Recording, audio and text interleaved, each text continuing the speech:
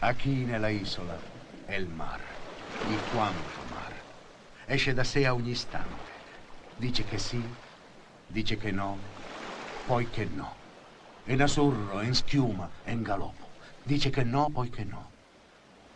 No puede stare tranquillo. Me chiamo mar, repite, appiccicandosi a una pietra senza riuscire a convincerla. Allora, con 7 lingue verdi, de 7 tigri verdi, de 7 cani verdi, de 7 mari verdi, la percorre, la bacia, la inumidisce e si batte il petto ripetendo il suo nome. Allora, che cosa te ne pare? Strano. Come strano? Tu sei un critico severo, eh? No, non la poesia. Strano come mi sentivo io mentre la diceva. E come ti sentivi? Non lo so, le parole andavano di qua e di là, no? Come il mare, allora. Esatto, come il mare. Infatti Ecco, e sto è il ritmo. Infatti mi è venuto il mal di mare. È il mal di mare.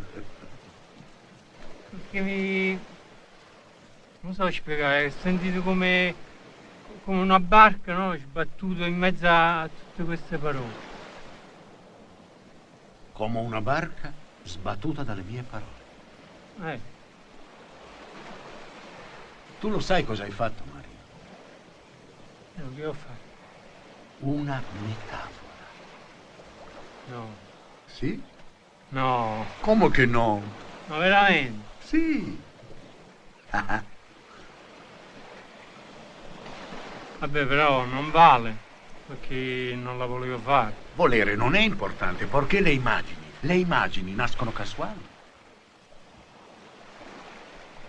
Cioè, voi che volete dire allora? Che, per esempio, non so se mi spiego, che il mondo intero, no? Ma il mondo intero proprio, dico, col mare, col cielo, con la pioggia, le nuvole. Ora tu puoi già dire eccetera, eccetera.